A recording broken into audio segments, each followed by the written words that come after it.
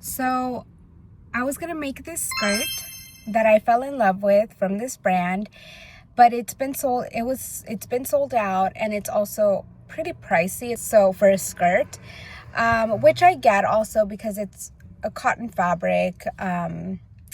But anyways, I decided to make the skirt, and it didn't work out with this fabric. The fabric I chose to make it with did not work because it was too heavy. But I'm gonna make a dress with what I had already sewn, and I just went ahead and cut more pieces to make a dress. And I used a pattern from a dress that I already have that I actually love. So I just kind of used that as a guide. I'm trying to make my clothes well done so that even if it takes me a little longer to sew, just because these are dresses that I want to keep in my wardrobe for like years, especially because the fabrics that I use are usually like linen and cotton. So I definitely want to not be wasteful with money and also with fabric and the environment. So yeah, so I try to be mindful of all those things when I'm creating things.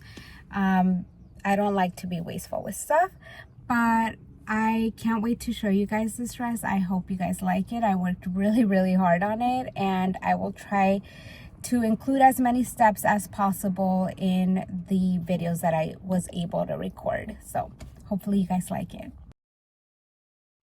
I purchased this beautiful cotton fabric from Joann Fabrics, and I got 4 yards and paid $34 for it. For the bottom part of this dress, I used 104 inches in width, which is a little under 3 yards, so 2.88 yards I used for the width part, and for the length part, I used 21.5 inches in length.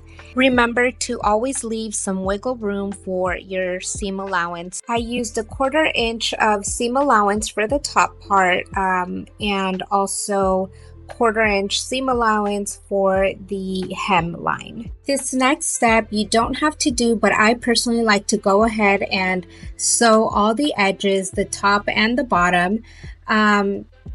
But honestly, it's not necessary. It's just an extra step that I personally like to do, but you don't really need to do it because, for instance, I'm actually going to do the hemline with the single needle. I just like to clean up my edges before I start doing the final sewing parts of it. I literally just complicate my life for no reason. It's nice and clean, and I'm OCD, so I love it. And I also love this print. Anyway, here I am doing the single needle hem for the bottom of the dress. And I just went ahead and used a single needle. So I wanted to show you guys what I originally was thinking, which was making this beautiful skirt with this beautiful ruffle on top near the waistband. But as you can see, it did not work out, which is fine. We'll try next time. For the second tier part of the dress, I went ahead and did a small curve where we're going to sew it to attach the bottom part of the dress. And as you can see, I did it slightly wider just so that we could have some room for some shearing.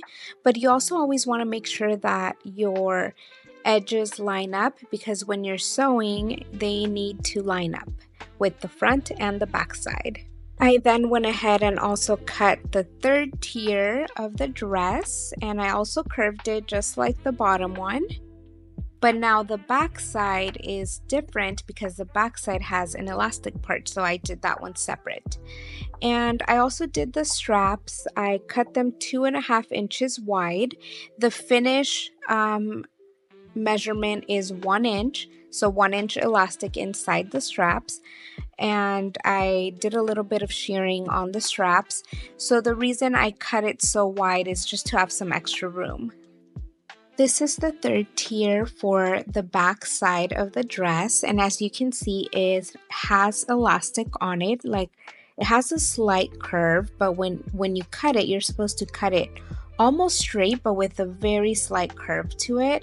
And once you sew the tunnel, then it gives you that like U shape, that slightly U shape. So here are all the pieces Each tier I sewed it separately. And this is the very top part where the bust area is. Um, I added shearing to this one even though the original pattern doesn't have it, and the reason I did that was because I did it wrong. I did it slightly bigger.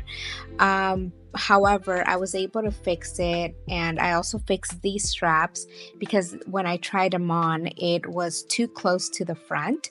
So I did them a little bit more on the edge once I fixed the shearing on the front part with the elastic that I added.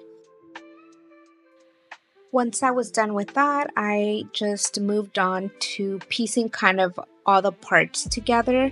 So this was the third tier, and I basically just sewed it the front and the back side. This is the tunnel that has the 1-inch elastic with that slightly curved U shape, and that's the back side, just like I have it on my original dress.